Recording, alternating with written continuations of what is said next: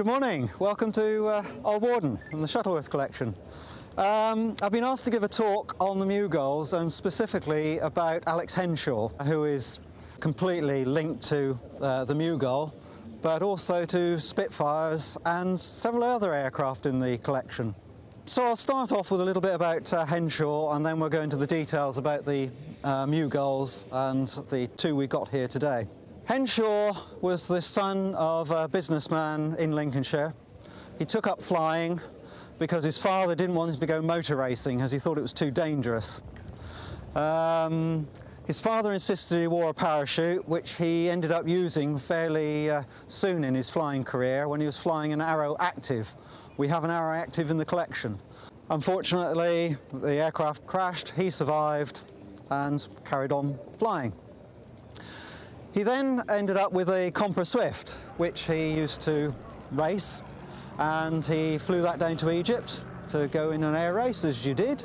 It's a little single-seat, open cockpit, 80 horsepower aircraft.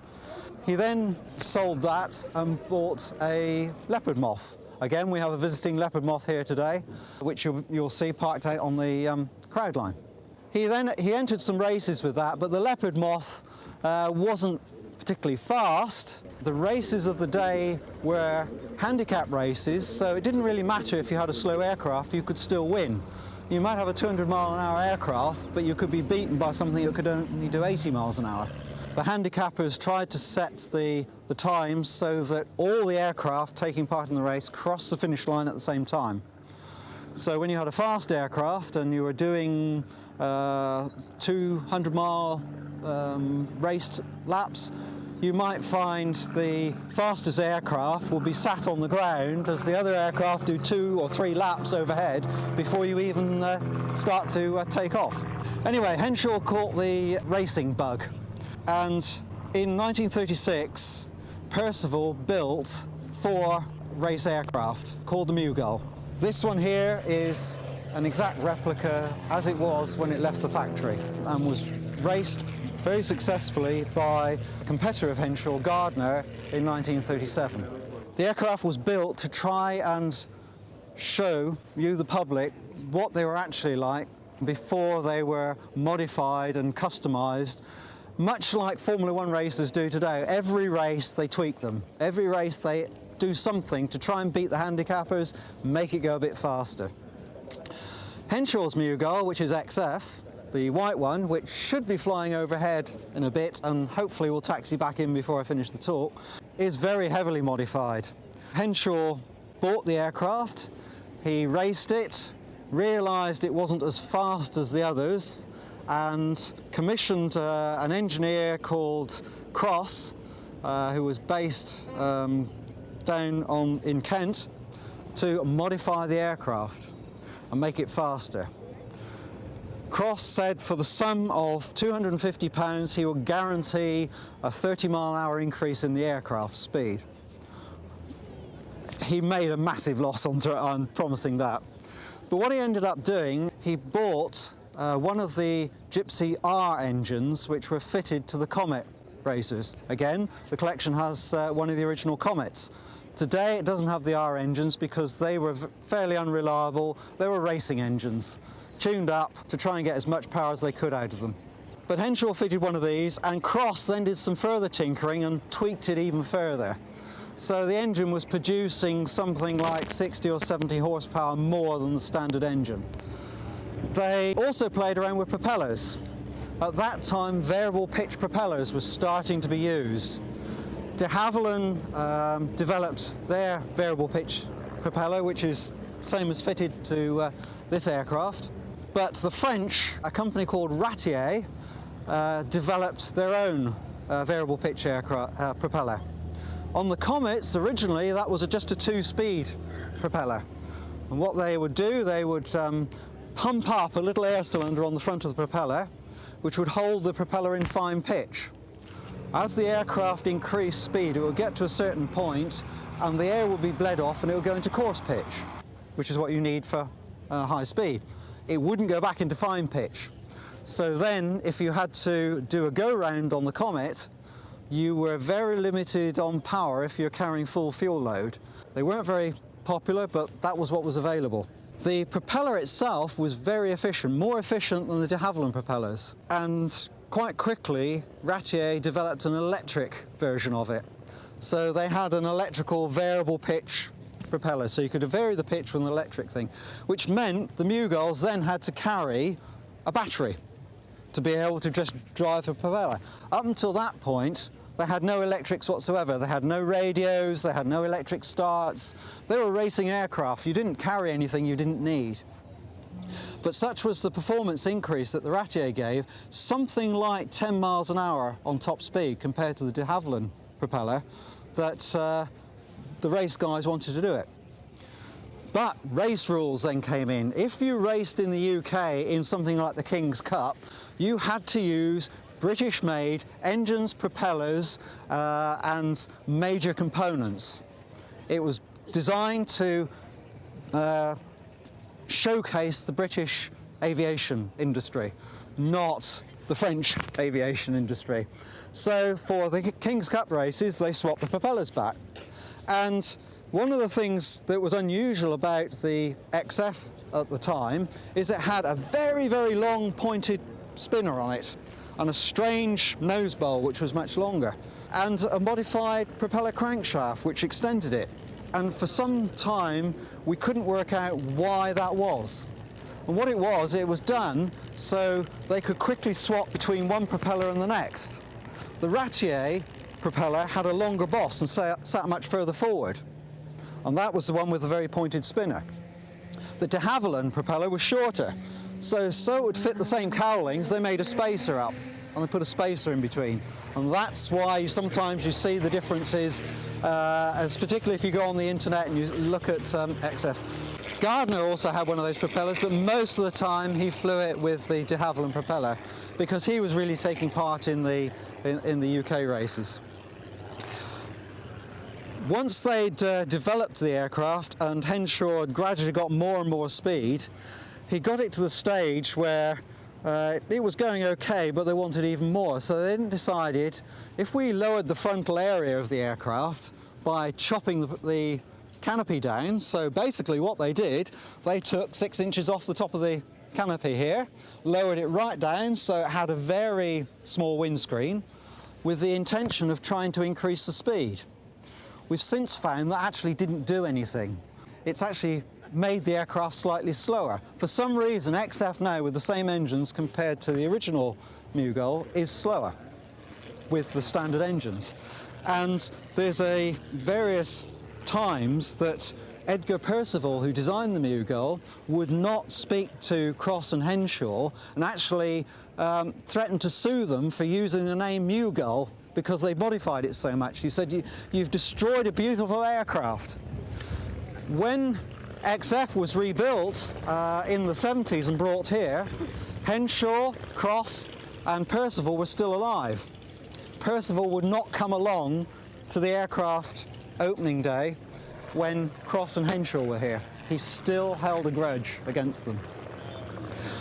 Anyway, going back to the 30s, at that point, Henshaw was looking at what could he do more than just race every weekend in the summer.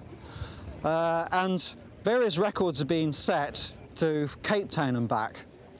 The Mew Gulls in 36 were built for the Schlesinger race, which was a race to South Africa, but not to Cape Town. Unfortunately, none of them actually made it due to engine failures, a forced landing because of smoke in Africa, hitting an anthill and overturning, and then coming back the next day and finding the termites were eating it. The Mew Gulls that were survived were all competing against each other, but Henshaw decided the Cape record had to be broken. So with XF, they modified it even more. They added more fuel tanks. They added a fuel tank in the rear, a fuel tank over his legs behind the instrument panel, which came down between his legs, the standard fuel tanks, and they crammed an extra one in the front as well. So basically, it was a flying fuel tank. They'd increased the fuel tank from something like 50 gallons to near 100 gallons. It was a lot of extra weight. To fly it, he had to have special dispensation for what was then the CAA to fly it because of the rear centre of gravity. The rear fuel tank brought the centre of gravity so far back, the aircraft was very unstable. So he needed special dispensation. Unfortunately, that dispensation didn't come through when he planned his first record attempt in the end of 1938. So that was aborted. He carried on doing more development work. So in January 39, he set off to break the Cape. Now, we're in a different hemisphere. So setting off in winter up here means he would be in summer down south. So he had cold weather gear on here, and by the time he got to the Sahara, he was in temperatures in the 100-degree Fahrenheit range. And then as he went further south again, obviously it cooled down. So he had clothing he had to take off. He was flying in shorts.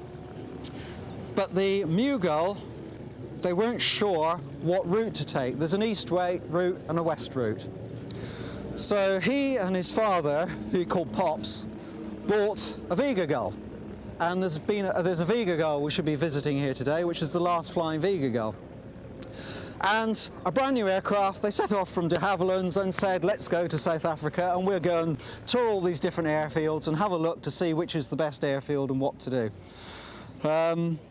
They had a great time. They landed on some roads. Henshaw unfortunately caught malaria, which was a problem with him when he actually took part in the main race. But they came back and they decided the best route was the eastern route down through Africa. That meant they had to cross the Sahara. So Henshaw took off at night, flew down through Europe. First landing was in North Africa. Landed in North Africa, refueled, took off again, flew across the Sahara down to Central Africa. Central Africa down to Cape Town.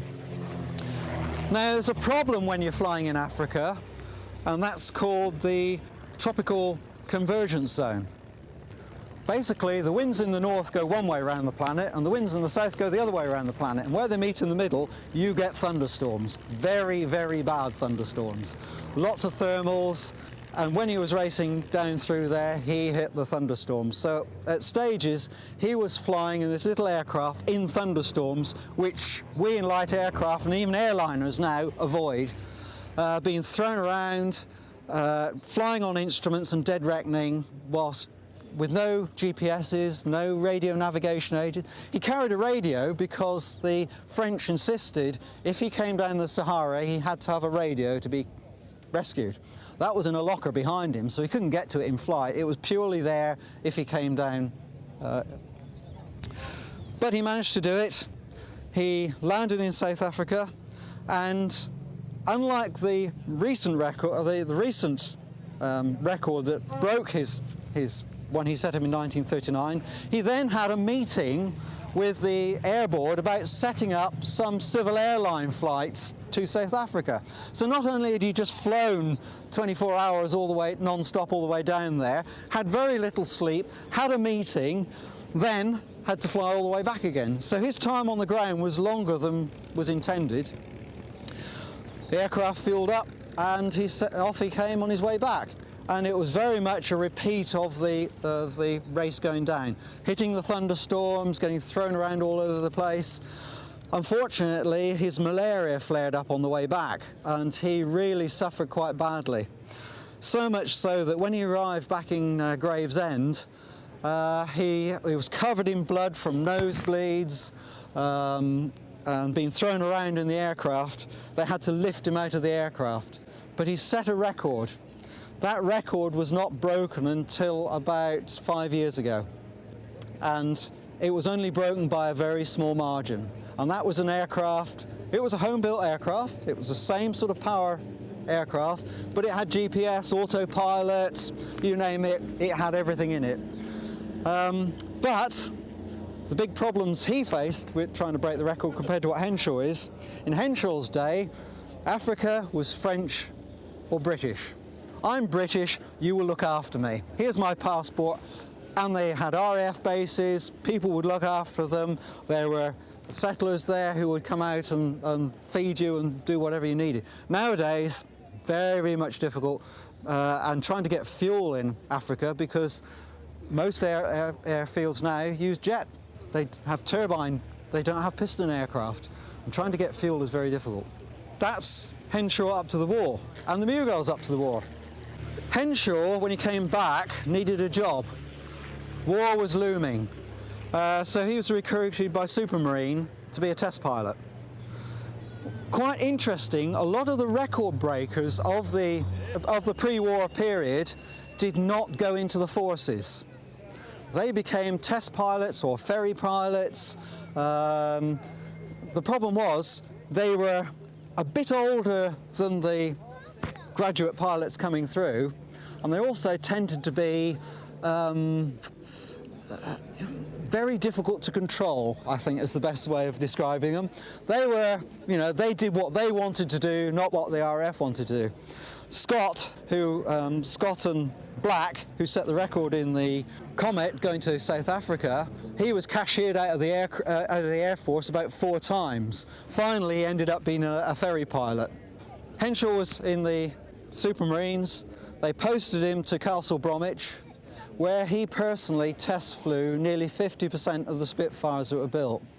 Now, Castle Bromwich was the major manufacturing site for Spitfires. They also produced Lancasters, and he test flew a lot of the Lancasters. He had a crew of test pilots with him, but such was his conscientious way of doing things. If there was a slight problem, he insisted on testing it. He had a few engine failures. Famously, he crash landed a Spitfire into a house and walked away from it. But, you know, that was wartime. He was asked to do various displays in Birmingham, and he flew down New Street below the level of the houses to display to Churchill when he was visiting there. He was a very accomplished aerobatics pilot. He said, the only thing he could never quite get right was doing a vertical roll in cloud. Now, doing a vertical roll is pretty hard work. Doing a vertical roll in cloud and actually getting it right, you know, that's unbelievable. But what he did do is when he had the Mew Gull, one of the first things he tried to do is do some aerobatics in it. It could roll it quite easily. These aren't cleared for aerobatics these days, and there's a good reason. He tried to loop it, and at the top of the loop it fell out of the loop into an inverted spin, and it took 4,000 feet for him to recover. In his logbook he said, won't be trying that again. So he never did aerobat the Mew Gulls after that. After the war, Henshaw then worked for Miles Aircraft. He went back to Africa. He was their main agent over there, but Miles were wooden aircraft, and they really couldn't cope with the humidity and the problems that Africa weather was producing. So he came back and he just said, that's it, and stopped flying. He carried on with his business, which was running caravan parks and various other business activities up in Lincolnshire. But the Mew Gulls, what happened to them? Well, KL unfortunately got destroyed by a bomb attack. Edgar Percival's Mew Gull, which was slightly different, that was used by the Air Force to do propeller development work, and an RAF pilot tried to land it from 15 feet up in the air and punch the undercarriage through the wings. That was unceremoniously burnt post-war by the fire crews at Luton, who painted it in German colours and set fire to it. XF, however, Henshaw sold it to the chap in France. Now, the chap in France lived in southern France, which was Vichy France, and the Germans weren't too worried about the aircraft down there. They disabled them and they took logbooks away. But the aircraft was hidden away in a barn, and it survived the war. And in the 50s, a British guy just tracked it down and bought it, and never flown a Mew Gull again. He and a couple of mates went out there, recommissioned it after not being flying for years, flew it back to the UK, and then raced it reasonably successfully in the 50s. It was very much modified with a very much taller cockpit added because they were doing pylon racing then. Not the long distance races they did in the 30s, but short tracks, round pylons racing, and you need to see what's around. So the low down where you can't see anything out the front was not going to be practical. It eventually had an engine failure and crashed. It then went to a so-called museum in Blackpool where they chopped the wing off. It's a one-piece wing, it's very complicated construction, and they just chopped the wing off. It was left there for about 10 years rotting away until some enthusiasts found it and decided to rebuild it. Luckily they did. They carefully took it to pieces, took all the drawings, and as they took it to pieces they could see where the modifications were. So they could reverse engineer with the photographs of pre-war aircraft how it should have been and how it was modified. Old glue joints, bits and pieces that have been modified. So they set to and built it as a hybrid, more akin to the later Mew Gull that Percival raced. Percival, being the manufacturer, he kept tweaking his, kept the basic looks, but secretly took 2 feet off each wing, you know, just to make it a little bit faster. That was okay until it then crashed here with an engine failure, and here it comes back in. It was then rebuilt. And the decision was made to rebuild it back to as it was when Henshaw took the record in '39. And this is it now, this is it coming in.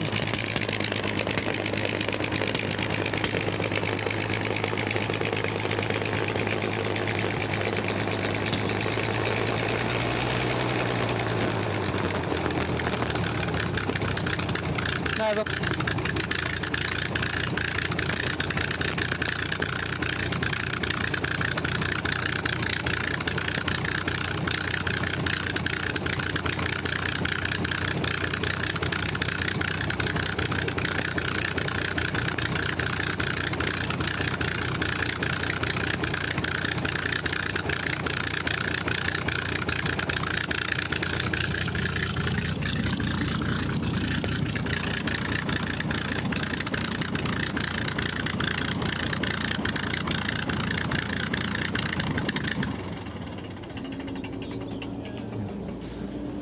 if you notice, it pops and bangs. They've got very short exhaust stubs, and when you're on idle it runs quite weak, and the carburetors are quite crude, so you can't really set them up to run properly. The reason it took a long time to stop there is you have to let the engine settle down to all the temperatures to be equal, but what we also do is you turn the fuel off. And as the engine starts to run rough, then you turn the magnetos off. If you leave the fuel on, when you come to restart it later, it's flooded, and it's a pig to start. So that's why it was slowed down. But as you can see, the difference between the two aircraft, look at that canopy, how low it is. You can't see a thing out the front. On this one, when you're flying level, you can just see the horizon. On that one, you can't see the horizon. Anything in front of you disappears. When I first flew this, the test pilot said to me, he said, we're flying it over at Henshaw, which is a very large RAF grass airfield. It's got 1,000-metre runways, and it's all grass. And he said, one thing you'll have to remember is, he said, when you get it set up on final, at 300 feet, Henshaw will disappear. And sure enough, it disappears. The nose is up here, you can't see anything. So you have to do this as you're coming back down to try and get it down onto the runway. But that's like a lot of the aircraft of the period. The actual visibility out the front is worse than a Spitfire or anything like that. But what do they like to fly? I'll just finish off what they like to fly. They're hooligans machines. They're a real hoot to fly. They're not twitchy. For a race machine, you couldn't fly a twitchy machine, because if you were fighting it all the time, you couldn't be concentrating on trying to get the edge on that speed. So they're actually quite stable. Beautiful controls, very responsive, very light in pitch, a bit too light in pitch, so they're very sensitive in pitch. But they handle very nicely, very manoeuvrable for doing air shows and displays. When you come into land, you're coming in at 90 to 100 miles an hour. And I say, so you can't see anything in front of you and you're coming in at that sort of speed. Sorry I'm late. That's okay, that was perfect timing. The landing is, well, when you're down, you're along for the ride. You just try and keep it straight. And they have very limited braking. So you have to rely on the skid at the back digging in to actually stop you. When the ground's hard like this, the skid doesn't do very much, so the landing rolls are a lot longer. When the ground's soft, you can land quite short. Just recently found out that Henshaw actually landed that aircraft here in 1937. He was on the way to Luton for an air race and the weather clagged in. He knew Richard Shuttleworth, so he decided to pop it in here because he could see the place. The runway at that time was from the main intersection there to the hangar.